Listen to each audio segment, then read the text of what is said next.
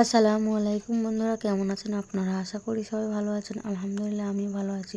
আবার একটি নতুন ভিডিও নিয়ে আপনাদের সঙ্গে চলে এসেছি মিজানুর রহমান আজারির ওয়াজ। আপনারা যারা যারা মিজানুর রহমান আজারির ওয়াজ শুনতে ভালোবাসেন তারা ফুল ভিডিওটি দেখতে থাকেন, আশা করি ভালো লাগবে। আমার বন্ধু আমার কাছে একটা প্রশ্ন করছিল। প্রশ্নটি হলো, সে একজন মেয়েকে কবুল বলে ফেলেছিল। তাকে ওই মেয়ে প্রস্তাব দিয়েছিল যে আমি তোমাকে বিবাহ করতে চাই। ছেলেটি ও মেয়েটি দুজনে পরিকল্পিতভাবে কবুল বলে ফেলে, কিন্তু এখন ছেলেটির বিবাহ কি হবে আর হলেও কিভাবে গ্রহণ করবে? এই তো মহা পাঠপার রে দেখছি রে। মানে প্রস্তাব দিল আর কবুল আর বিয়ে হয়ে গেল। এ তো মানে এমন হলো যে আকাশ সাক্ষী জমিন সাক্ষী আমি তোমাকে বিয়ে করলাম জান। এখন মেয়েও বলছে আকাশ সাক্ষী জমিন সাক্ষী তোমাকে আমি বিয়ে করলাম জান। কয়দিন পরে বলছে তোর সঙ্গে আমার ব্রেকআপ। তো মেয়ে বলছে করলা কবুল বলে বিয়ে, তালাক হবে, ব্রেকআপ কেন হচ্ছে? আকাশ তুমি কোথায় গেলে, জমিন তুমি কোথায়, গাছ তুমি কোথায়? আকাশও আসে না, গাছও আর আসে না, জমিন আর খুঁজে পাওয়া যায় না। ঠিক আছে কিনা?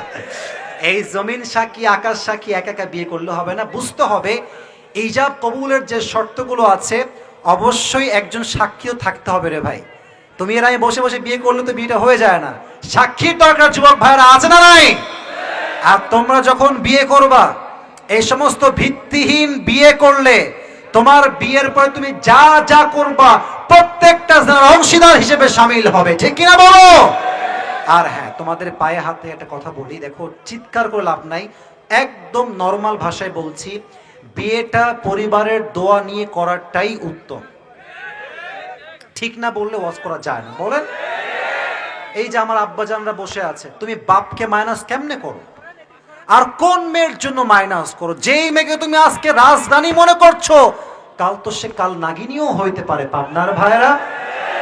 আর মনে রাখবা, মেয়েরা যেমন ভালো তেমন ডেঞ্জারাসও বটে। তোমাদের ভালোবাসা মানে আমি কথাগুলো বলছি প্রশ্ন আসছে বিধায়, নয় দিনের পথের বাইরে কথা আমি বলতে না, বাট বলতে বাধ্য হচ্ছি। মেয়েরা সম্পর্ক করতেও পারে সহজে, ভুলতেও পারে খুব সহজে, কারণ এদের ভালোবাসার চাইতে আবেগটা কাজ করে বেশি। বাট ছেলেদের ভালোবাসা হচ্ছে সবচেয়ে অনেস্ট ভালোবাসা, একবার ভালোবাসলে সহজে ভুলতে পারে না। অতএব তুমি যেই মেয়ের পাল্লায় আবেগে পড়ে বিয়ে করবা, ছ্যাক খাবা, মেয়ে কিন্তু বিন্দাস খুশি থাকবে, তোমার জীবনটা জাহান্নাম করে ছেড়ে দিবে। যুবক ভাই, সব মেয়েকে আমি এক পাল্লায় মাপছি না। আমার কথা হচ্ছে বিয়ের ক্ষেত্রে আবেগ বাদ দাও, পালিয়ে বিয়ে বাদ দাও, কোর্ট ম্যারেজ বাদ দাও, বাপ মাকে কনভিন্স করতে হবে, আব্বা তুমি বিয়ে দিবা না কেন আমাকে, তুমি বলো আমাকে কেন বিয়ে দিবা না। তোমাকে বাঘের মতো প্রতিবাদ করতে হবে, 14 গোষ্ঠী বিয়েতে রাজি হবেই হবে। ঠিক কিনা বলো?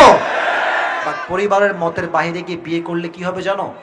মেয়ের রূপ পরিবর্তন হইলেও সমস্যা, আর বিয়ের পর দেখবা বাসার ভাড়ার সমস্যা, থাকা খাওয়ার সমস্যা। বাপকে বলবো আব্বা আমি তো ফেসে গেছি বিয়ে করে। আব্বা তুই মর যা, তুই তো বিয়ের সময় আমাকেই মাইনাস করেছিস, তোকে আমি কেন এখন পালতে যাবো? যুবক ভাইরা ঠিক আছে কিনা বলো?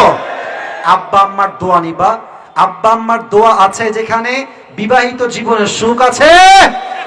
অতএব এই যে মেসেঞ্জারে যান, তুমি কবুল বলো, আমিও রাজি।